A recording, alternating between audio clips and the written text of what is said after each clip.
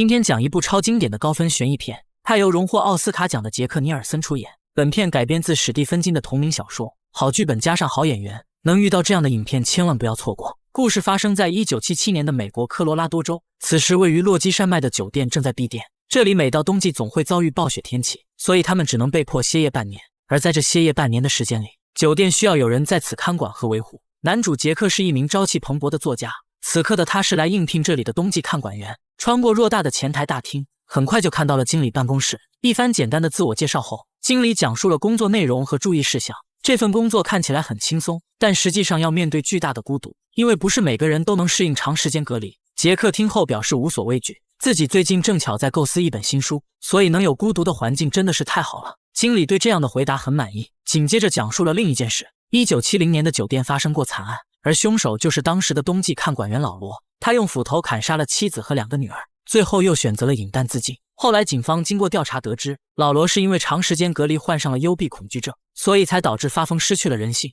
经理说想做这个工作必须考虑清楚，毕竟之前的很多人都很忌讳这件事。杰克听完依旧丝毫不慌，直言根本不怕什么牛鬼蛇神。随后杰克返回市区接回家人，他已经被酒店正式应聘为冬季看管员。在车上，一家3口讨论着工作内容，看样子是很期待接下来的生活。穿过蜿蜒曲折的落基山脉，车子行驶了3个小时才抵达酒店。片刻之后，经理带着杰克夫妇开始参观环境。从他的介绍中得知，这家酒店始建于1907年，他曾接待过多位总统和富豪，是世界上公认的顶级度假胜地。据说脚下很久以前是原始部落的坟墓，所以在创建时遭到了印第安人的袭击。看得出建筑风格正是印第安风格，大概是故意而为之立下的威严。与此同时，杰克的儿子尼克并未跟随父母，他找了一间娱乐室独自玩耍起来。这时有人突然进入房间，仔细看是2个穿裙子的女孩，她们手拉手并不言语，然后相视一笑离开了地方。尼克见此情形并不惊讶，就好像之前已经见过他们。没过多久，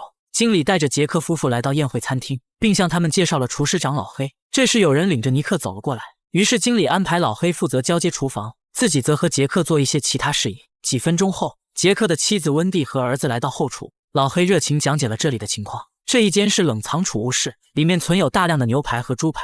老黑直呼尼克为达克，并询问他是不是也喜欢吃牛肉。待到走出冰冷的房间，温蒂很疑惑老黑对儿子的称呼，毕竟达克这个小名只有他和杰克知道。老黑听后支支吾吾答不上来，于是随便讲了几句逃避了话题。这一间是干货储物室，里面存有大量的谷物和罐装食品。老黑向温蒂滔滔不绝地讲着细节，可一旁的尼克却听出了话外音。How'd you like some ice cream, Doc？ 如此诡异是怎么回事呢？难道这个老黑藏有什么秘密吗？等到3个人走出房间，经理和杰克也正好路过这里。简单的几句沟通后，经理带杰克夫妇去参观住的房间，而老黑则留下来陪着尼克。随后2个毫不相干的人聊了起来。老黑告诉尼克，我之所以会知道你的小名，并且还能和你进行潜意识对话，这都要归功于我们拥有的闪灵天赋。它可以看到过去发生过的事，也能预测未来要发生的事。在今天的你出现之前，我还以为世上只有自己和祖母拥有闪灵，可现在才知道事实上并非如此。尼克听后恍然大悟，突然间就明白了自己之前的怪异。原来尼克从小就与众不同，他把闪灵幻想成了大脑中的另一个人，因此小小的男孩经常自言自语，并且总能预测出还未发生的事。就在父亲应聘冬季看管员的同时，尼克的潜意识里出现了2个女孩，还看见了大量血液从一扇门中喷涌而出。诡异的场景让人浮想联翩，可小男孩却猜不透其中缘由。之后在娱乐室见到了2个女孩，所以他才显得非常淡定。把回忆拉回现实，尼克说自己还遇见了237房间，里面似乎藏着什么秘密，只看一眼都想进去探索。老黑听后脸色变得苍白，他很严肃地警告尼克，那个该死的房间十分危险，所以不管发生什么都不准靠近。1个月后，酒店的所有人都已离开，杰克一家3口也适应了这里的生活。温蒂每天早上会做好早餐，然后穿过偌大的前台大厅，最后将食物端进居住的卧室。这时杰克一脸惬意地起床就餐，满眼都是对环境的赞美。妻子很庆幸能有这样的工作，杰克更是坦言酒店其实就是自己的家，因为所有的一切都有种似曾相识的感觉。在之后的日子里，杰克经常坐在1楼大厅写小说，闲暇之余会用扔网球的方式寻找灵感。温蒂和儿子也没闲着，2人肆意地在外面嬉戏奔跑，时不时会走进巨大的树林迷宫玩耍，这里是他们平时的娱乐胜地，每次来都能抵消孤独的情绪。诡异的是，大厅里有一个浓缩版的树林迷宫，杰克会在家人进去后偷偷观察，可任谁都不会想到，模型中竟然有温蒂和尼克的身影。这到底是出现的幻觉，还是说杰克本身藏有什么秘密呢？事实上，三口之家的状况正在发生微妙变化。有一天，尼克骑着脚踏车在酒店穿梭，然而当他来到2楼的走廊时，却无意看见了脑海中的237房间。联想到老黑之前的警告，好奇心的驱使下让他走了过去。尝试后发现门是锁的，可就在尼克疑惑之际，脑海中突然闪现了2个女孩，这一下让他不敢逗留，慌忙骑上小车逃离了现场。很明显，这个237多半是2个女孩的房间。当天晚上，杰克在大厅里辛苦地写着小说，看表情的专注显然是有了灵感。这时温蒂竟悄悄地走进丈夫，声称今晚的暴雪天气就要来了。杰克听后十分生气，他根本不在乎什么狗屁暴雪，而是非常反感妻子突然打扰了他。温蒂吓得不敢吭声，最后在丈夫的指责中匆忙离开。第二天，如约而至的暴风雪越下越大，几乎就掩盖了整个酒店。同一时刻，杰克一动不动地盯着外面，他的样子有些呆滞，极度恶意的眼神中充满了愤怒。几天后，温蒂发现酒店的座机已经无法拨通，于是急忙来到1楼的经理办公室查看，而这里果然有一台无线电设备。幸运的是，山下的通讯站很快给予了回应。温蒂听到后也终于放下心来。与此同时，尼克骑着脚踏车在酒店里游荡，可在转角时再次看到了2个女孩，与之前的情形有所不同，这次的他们竟开口要一起玩耍。吃惊的尼克有些不知所措，下一秒却看见了对方惨死的场景。很明显，眼前的女孩根本就不是人。等到尼克缓缓睁开眼睛，刚才的2个女孩已经不见了。次日，受到惊吓的尼克又遇到了新情况，他本想到房间拿个玩具，却不料看见父亲静静地坐在床上。杰克的样子显得有些憔悴，最近的暴躁让家人都觉得害怕。尼克小心翼翼地躲在怀中，他已经通过闪灵知道了父亲的危险。稍后时分，尼克在2楼走廊玩耍时，一个粉色网球突然滚了过来，抬头查看没有人的踪迹，难道是妈妈在和自己捉迷藏吗？壮着胆子顺着通道探索，却无意发现237的房门是打开的。片刻之后，正在干活的温蒂突然听到呼救，仔细辨认是杰克发出的声音，事不宜迟，慌忙跑出去查看。来到大厅，果然是杰克在大喊大叫，只是一碰他便醒了过来。原来杰克做了一个可怕的梦，他梦见自己杀死了妻子和儿子，而且还将他们剁成了粉碎。这时从237出来的尼克走进大厅，心有感应的温蒂急忙上前，并很快发现儿子的身上竟然有淤青。联想到杰克曾经无意伤害过儿子，温蒂立刻断定这是丈夫所为。一脸无辜的杰克本想辩解，可温蒂根本就不给他机会。在他看来，这里根本没有第4个人，所以弄伤儿子的人除了丈夫还能有谁呢？望着怒气冲冲离开的妻子，杰克脆弱的自尊再也绷不住了，浑浑噩噩中来到酒店的宴会餐厅。杰克想找一杯烈酒寻求安慰，然而吧台的酒已经被人搬走，所以也只能对着空架子倾诉苦闷。 My goddamn soul. Just a glass of beer. 等到杰克说完抬头查看时，眼前的吧台站着一个酒保，且他的身后还摆满了烈酒。此时的杰克似乎并不惊讶，酒保也熟练地去拿酒杯。很明显，杰克已经不是之前的杰克，而酒保应该是一个鬼魂。几杯烈酒穿肠下肚，杰克开始吐槽起自己的妻子。原来温蒂对丈夫非常刻薄，他会经常旧事重提，指桑骂槐。尽管后来的杰克选择了戒酒，可温蒂总是不依不饶地找麻烦。就比如刚才儿子出现的情况，自己根本就不知道怎么回事。这时温蒂拿着棒球棍跑进餐厅，声称伤害儿子的人不是丈夫，而是来自于237房间的一个女人。杰克听后觉得不可思议，可妻子却坚称儿子一定没有说谎。随后，杰克来到237房间查探情况，这里静悄悄的没有人，但浴室里却传出了动静。等到睁大眼睛看清楚，浴室后面竟然走出来一个裸体女人。如此情形本该询问怎么回事，可杰克却抱着女人亲了起来。然而下一秒就发现了不对劲，怀里的女人突然变成了尸体。吓坏的杰克惊恐万分，手忙脚乱地逃出了房间。片刻之后，回到住处的杰克选择了隐瞒，他告诉妻子237房间里什么都没有，还说儿子的伤多半是不小心弄的。温蒂听后越发的害怕，她请求丈夫提前结束冬季看管员的工作。此话一出，立刻遭到了杰克的强烈反对。他怒斥如果现在离开，那么只会让自己的写作前功尽弃。与此同时，远在千里之外的老黑正在看电视，突然间脸色变得无比苍白。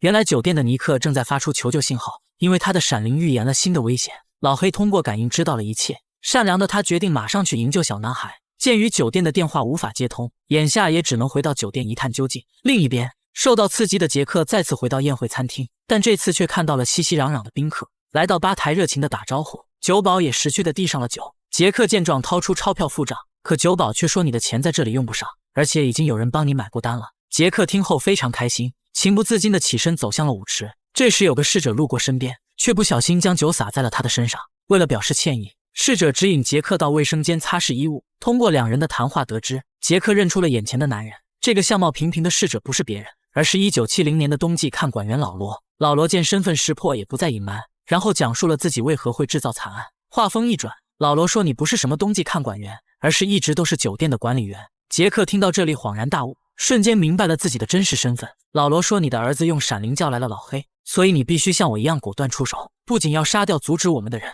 而且还要杀掉你那不听话的家人。”此时的杰克就像是被人洗脑，他对老罗的建议十分认可。紧接着，杰克开始准备一些预防工作。他来到1楼的经理办公室，然后拆开了无线电设备，目的是要破坏唯一的通讯工具。同一时刻，老黑乘坐飞机抵达了落基山脉，之后通过关系又借到了一辆雪地汽车。他要加急赶往酒店提供帮助，因为感知中的尼克已经消失。事实上，杰克从237房间逃出来的同时，尼克已经悄无声息地死了。之后，尼克第一时间告诉温蒂：“你儿子的灵魂离开了躯壳，现在的身体由剩下的闪灵掌控。”温蒂听后悲痛欲绝，他已经无法忍受不断出现的怪异。随后，温蒂为了儿子想要马上离开，于是匆忙来到大厅想找丈夫商量。这里静悄悄的没有人影，但桌子上的打印机却格外的引人瞩目，上面重复着同一句话：“只有工作没有娱乐。”聪明的杰克也变傻，温蒂看不懂这是什么意思，可扭头又发现了更大的疑惑。只见旁边的文稿也是重复，上面同样写的都是一句话。温蒂越看越是惊恐，所有的文稿竟然全部如此。这时杰克悄然从身后出现，他的样子看起来有些狰狞。温蒂见状也被吓得连连后退，或许是自己的写作真相被妻子知晓，恼羞成怒的杰克开始指责起来：“你为什么总是关心孩子而忽略我？你想过我的感受吗？你为什么要提前结束这份工作？你难道不知道我们跟酒店签了合同吗？”面对丈夫的一条条灵魂拷问，温蒂竟然一句话都答不上来。在互相对抗的拉扯中，两人很快退到了消防步梯。杰克惨叫一声，从2楼滚落1楼。这一下虽不致死，但也伤得不轻。等到杰克迷迷糊糊醒来，发现自己正被妻子拉进储物间，或许是刚刚苏醒，还在疑惑。杰克反应过来时，已经为时已晚。温蒂认为丈夫的精神出现了问题，所以她想带儿子先行下山，之后再带医生返回酒店。杰克听后露出阴毒的笑，声称酒店的电台和雪地车已经被破坏，所以这里的人哪儿都去不了。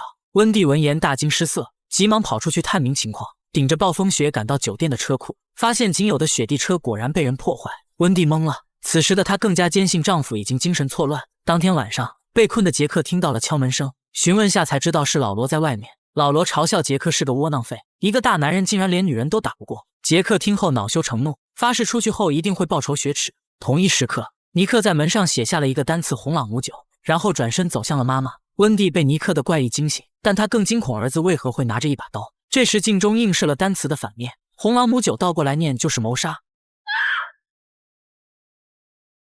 温蒂猜不出丈夫为什么能脱困，但眼下也只能躲进卫生间，匆忙来到窗户跟前。温蒂将儿子强行塞了出去，由于窗口被积雪冰冻，大人的身体根本就无法通过。这时杰克已经突破进入房间，只走几步就来到了门口。温蒂自知无法脱身，于是让儿子赶紧逃走藏起来，然后拿起一把长刀准备火拼。外面的杰克一边念叨着3只小猪，一边抡起斧子疯狂砸门，剧烈的撞击一下又一下，差一点就将温蒂吓得魂飞魄散。随着最后一斧子重力劈下，杰克伸出脑袋把脸凑了上去。Here's Johnny！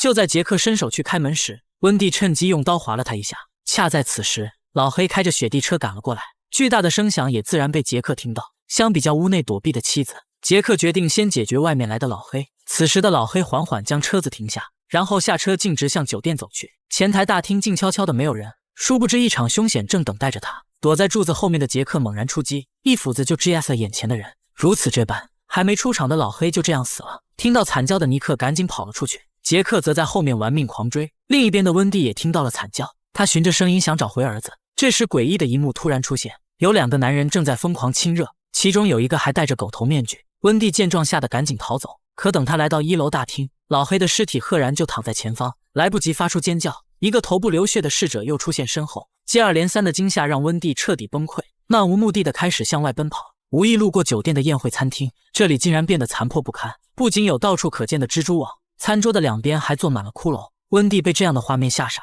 差一点就要再次魂飞魄散。与此同时，杰克追着儿子来到外面，无处可逃的尼克只好跑向了迷宫。夜晚的迷宫深邃又黑暗，父子2人在里面展开了斗智斗勇。因为积雪会留下脚印，所以这场追逐必然没有悬念。小小的尼克意识到了这一点，于是灵机一动，想到了好方法。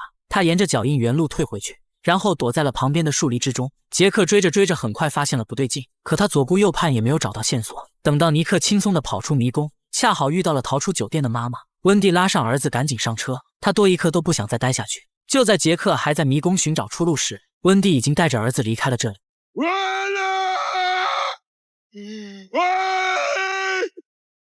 任凭杰克扯着嗓子叫破喉咙，可依旧没有人来救他离开。就这样，杰克的求救声逐渐变得微弱，最后再也没有发出一丝声响。次日，迷宫中多了一具被冰冻的尸体，而这具尸体正是发疯的杰克。故事的最后，在杰克当初走入大厅的左侧位置，一面照片墙上出现了多张诡异合影，其中有一张1921年7月4日的照片，它是酒店管理员和员工的合影。仔细看，站在最前端的人不是别人，而他正是已经死去的杰克。至此，本片结束。该片拍摄于43年前，它由大师级导演库布里克亲力指导。很多人看后表示没有看懂，而我也是翻阅资料才总结了几条线索。以下解析是对结局的3种猜测，有兴趣的朋友可以拿来参考看看。第一种猜测，命运循环，又或者说是命运轮回。杰克在酒店中的经历是一个循环，他可能是酒店的一部分，并且被永远困在了这个循环当中，而最后的照片暗示了循环还在继续。这个观点是基于本片的时间线并非线性，例如杰克曾说过住在这里似曾相识，而且还对酒保和老罗非常熟悉。第二种猜测，恶鬼附体，依据这家酒店是建立在坟墓之上，所以推断里面居住着大量鬼魂，而237房间只代表了老罗一家，2个女孩是老罗的女儿，出现的裸体女人是老罗的妻子。本来正常的杰克最后变得疯狂，起因就是老罗附在了杰克身上，这解释了他为何会和女人接吻，解释了他为何会拿斧子砍杀妻儿。至于妻子看到的其他人，也说明酒店里的确存在鬼魂。结尾的照片说明杰克已经被吞噬，可以认为是他灵魂出现过的证明。第三种猜测，精神错乱。1977年的美国正值经济危机，而作家这种职业很难养家糊口。在这样的高压状况下，落魄的杰克兼职了酒店的工作，之后因为环境写不出东西，以及妻子对自己的态度，杰克的情绪逐渐开始失控，最后疯疯癫癫，出现了各种幻觉。如此一来，妻子和儿子也受到了影响。尼克通过自我催眠说自己死了，实则是在逃避对现实的恐惧。后来妻子看见的各种场景，实则是受到惊吓而崩溃出来的幻觉。对于结尾处的照片解释，实则是导演对本片的一个暗喻。1921年，美国对印第安人进行了大屠杀，然后踏着尸体建立了国家。导演借用杰克来比喻世事轮回，暗示当年的美国终究会受到世人的唾弃。综上所述，3种猜测都存在着合理依据，所以闪灵的结局并不是唯一。讲真，这部经典的细节太多，冒牌在此的解读也不过是冰山一角。原片共计2小时36分，有兴趣的可以去好好研究一番，相信你会得出更好的答案。